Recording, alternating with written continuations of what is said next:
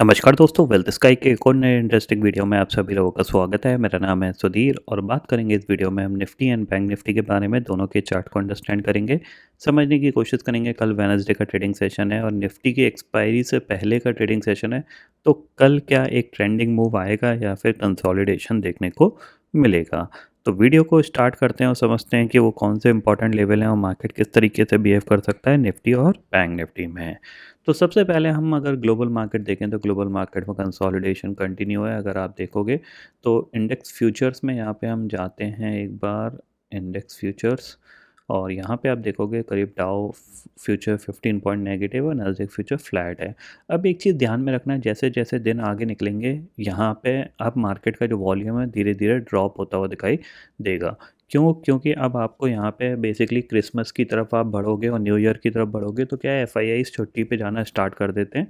20 तारीख के बाद आपको बहुत ही कम वॉल्यूम देखने को मिलेगा। और हमारे मार्केट में जो बेसिकली बाइंग और सेलिंग जो पर्टिकुलर हो रही थी वो एफआईआईज़ की वजह से हो रही थी। जब एफआईआईज़ एग्रेसिव बेचते थे तो डीआईआईज़ बाय करते थे, जब एफआईआईज़ बाय करते थे तो डीआईआईज़ सेल करते थे। तो अल्टीमेटली डीआईआईज़ का क्या रोल है कि जो भी एफआईआईज़ कर रहे हैं उसका अपोजिट करने का, ठीक है। तो हमारा मार्केट यहाँ से अब 15 तारीख के बाद और ज़्यादा कंसोलिडेशन करता हुआ दिखाई देगा, ये ध्यान में रखिएगा, ठीक है। तो सबसे पहले अगर हम यहाँ पे देखें ऑप्शन चेन डाटा को, तो निफ्टी का कल मैंने आपको क्लियरली बताया था कि ये और कंसोलिडेशन करेगा, इसमें कुछ ज़्यादा मूवमेंट नहीं आएगा, क्योंकि ये जो पर्टिकुलर कैंडल थी ये कैंडल बहुत बड़ी कैंडल है, ठीक है। अब इसके बीच में इसको टाइम पास करने में बहुत ज़्यादा आराम मिलेगा। क्यों? क्योंकि जाहिर सी बात है, अब वीकली सीरीज़ तो बची नहीं है, मतलब एवरीडे एक्सपायरी तो बची नहीं है जिसमें कि मार्केट को बहुत ज़्यादा वॉलेटाइल किया जाए या बहुत नैरो साइडवेज किया जाए, ठीक है, या फिर ट्रेंडिंग किया जाए। तो अब क्या है, टाइम के साथ ऑप्शन के डिके होंगे, तो ज़्यादा हम निफ्टी को ट्रेंडिंग तो करा नहीं सकते हैं, क्योंकि निफ्टी क्या है, एक मेजर इंडेक्स का रोल यहाँ पे निभाता है खासकर इंडियन मार्केट में। अगर क्योंकि अब ज़्यादातर लोगों के पैसे और ऑप्शन सेलर्स के पैसे निफ्टी में ज़्यादा लगे हुए हैं, तो जाहिर सी बात है मार्केट बहुत ज़्यादा कंसोलिडेशन ही ज़्यादा करेगा। अगर मैं यहाँ पे दिखाऊँ आपको, कल जो मैंने देखा था डिके में करीब करीब 40% का डिके लगा था, और आज के दिन का अगर हम देखें यहाँ पे, तो अगर आप देखोगे तो यहाँ पे आप देखो आज के दिन में 24,600 की जो कॉल और पुट है, करीब करीब 24% का डिके यहाँ पे लास्ट ट्रेडिंग प्राइस से कॉल में लग गया और करीब करीब 20% का डिके यहाँ पे पुट में लग गया। और बाकी आपको दिख रहा है, आपको कहीं पे भी हरा निशान नहीं दिखेगा, ठीक है। एवरी जगह आपको डिके ही लगेगा। जो दूर के ऑप्शन में उनमें 50% के डिके लगे हैं। आप देख सकते हैं यहाँ पे 24,850, 800, 900 की कॉल, 24,950, 25,000 की कॉल, और जो क्लोज हैं एट द मनी पे हैं उनमें करीब करीब 25 से 20% का डिके यहाँ पे देखने को मिला है, ठीक है। कल मैंने आपको बताया था कि 24,700 एक रेजिस्टेंस है, तो ऊपर जाएगा तो आपको सेलिंग देखने को मिलेगी, और 24,500 एक सपोर्ट है, नीचे आएगा तो आपको बाइंग देखने को मिलेगी।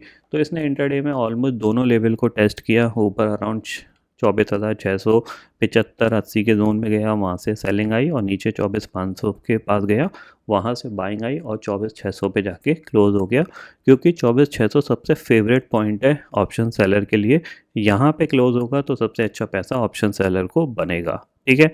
अब यहाँ पे अगर आप देखोगे तो शॉर्ट स्ट्रैडल का प्रीमियम करीब करीब 225 के आसपास मान लेते हैं, 225 230 चल रहा है। तो जाहिर सी बात है दो ट्रेडिंग सेशन है, तो 200 पॉइंट का प्रीमियम का मतलब यही है, नीचे 24,400 सपोर्ट, ऊपर 24,800 रेजिस्टेंस, 850 रेजिस्टेंस है, ये ध्यान में रखिएगा, ठीक है। चार्ट पे चलते हैं, चार्ट को देखते हैं। तो देखो यहाँ पे चार्ट में आपको ज़्यादा है नहीं, अगर मैं बताऊँ यहाँ पे ऑलरेडी यहाँ पे अगर देखा जाए तो हमने जिस दिन पॉलिसी आई थी उस दिन हमने कंसोलिडेशन देखा, ठीक है। कल हमने कंसोलिडेशन देखा, आज हमने कंसोलिडेशन ही देखा है, ठीक है। क्योंकि थोड़ा बहुत इसने मूवमेंट किया है तो इतना ही मूवमेंट कर सकता है, इंट्राडे में से ज़्यादा नहीं करेगा। क्यों? क्योंकि ऑप्शंस के प्राइस महंगे हैं, इसमें बहुत ज़्यादा मूवमेंट कराना पड़ेगा तब ऑप्शन जाके डबल ट्रिपल होंगे। पहले की तरह हिसाब नहीं है कि एक्सपायरी के दिन मूवमेंट कराया थोड़ा सा और ऑप्शन हो गया 10 गुना, वो हिसाब किताब अब नहीं है, ठीक है ना। तो ज़्यादातर टाइम मार्केट साइडवेज ही रहेगा, आप ये ध्यान में रखिएगा। तो इसका चीज़ क्या है, इसका बेसिकली ये है, पहले आपको क्या होता था कि बड़ा प्रॉफिट भी हो जाता था, बड़ा लॉस भी हो सकता था। अब क्या है, आपको बड़ा प्रॉफिट होगा नहीं, लेकिन लॉस के केस में आप 30 35 40% के लॉस आपको पर डे झेलना पड़ सकता है, ये ध्यान में रखिएगा। प्रॉफिट के केस में ज़्यादा बड़ा प्रॉफिट आपको मिल नहीं सकता, ज़्यादा से ज़्यादा ऑप्शन डबल हो सकता है, इससे ज़्यादा बहुत कम चांसेस हैं कि वो होगा। एक्सपायरी वाले दिन ही जो होगा वो होगा, ये ध्यान में रखिएगा। और एक्सपायरी वाले दिन में भी अगर मार्केट साइडवेज चला गया तो आपको कुछ नहीं मिलने वाला, ठीक है। अब कल निफ्टी क्या कर सकता है, तो देखो सेम चीज़ है, ये पर्टिकुलर पॉइंट हमारे लिए सपोर्ट का काम है 24,500।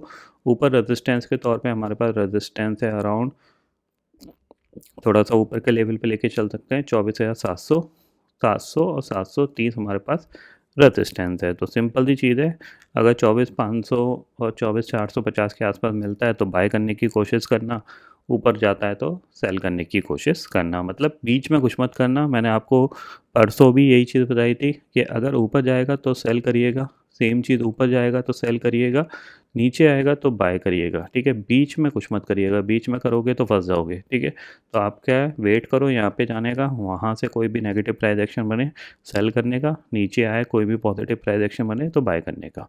सिंपल सी चीज़ है, ये चीज़ आप फॉलो कर सकते हो, ठीक है। वहीं अगर हम बैंक निफ्टी की बात करें तो देखो बैंक निफ्टी जब तक चैनल के अंदर है तब तक तो आपको वैसे भी कुछ नहीं करने को मिलेगा। यहाँ पे आप देख रहे हो क्लियरली, इसमें कोई एनालिसिस नहीं हो सकती। जब भी ब्रेकआउट देगा ऊपर की तरफ, ये जितने दिन, मतलब जैसे 3 दिन काट लिए इसने इस चैनल के अंदर, मान लो 3 दिन और काट लेता है, उसके बाद ब्रेकआउट देगा तो फिर एक अच्छा मूवमेंट यहाँ पे ऊपर की तरफ मिल जाएगा। सेम चीज़ निफ्टी में, इस चैनल के अंदर इसने ऑलरेडी 3 दिन काट दिए हैं, ठीक है। तो जब भी ये आप पॉजिटिव प्राइस एक्शन बनाने की कोशिश करेगा, ऊपर की तरफ ब्रेकआउट देगा तो 25,250 इसका नेक्स्ट टारगेट होगा। जब तक इसके अंदर है तब तक आपको कुछ नहीं करना चाहिए मेरे हिसाब से। अगर कर सकते हो तो थोड़ा बहुत प्रॉफिट अगर आपको मिल जाए कोई स्कैल्पिंग वगैरह करके, तो वो लेके आप निकल सकते हो। ऐसा कुछ नहीं है कि बहुत पूरे दिन आपको एफर्ट लगाना चाहिए, ये पॉइंट आपको ध्यान में रखना है, ठीक है। सेम चीज़ बैंक निफ्टी के लिए। बाकी ग्लोबल मार्केट मैंने आपको ऑलरेडी बता दिए हैं, फ़िलहाल तो कंसोलिडेशन ही करेंगे, अब ये कंसोलिडेशन ही करेंगे, इनमें कुछ ज़्यादा चीज़ें अब चेंज नहीं होंगी, क्योंकि ग्लोबली आप धीरे धीरे कह सकते हैं हॉलीडे का मूड बनता हुआ दिखाई देगा। अब जो कुछ बड़े एक्शन होंगे वो मोस्ट प्रॉब्ली जनवरी से ही स्टार्ट होंगे, 2-3 जनवरी के बाद, ये ध्यान में रखिएगा, ठीक है। तो आई होप दोस्तों ये पर्टिकुलर डाटा आपको समझ में आ गया होगा। दोस्तों फिलहाल इस वीडियो में इतना ही है। आई होप ये वीडियो आपको पसंद आएगा। वीडियो पसंद आता है तो लाइक और शेयर ज़रूर करिएगा, और चैनल को जरूर सब्सक्राइब कर लीजिए, क्योंकि मैं तो दिल लेके आता रहूँगा हर दिन आपके लिए नए नए वीडियो। इसी के साथ शुक्रिया दोस्तों, जय हिंद।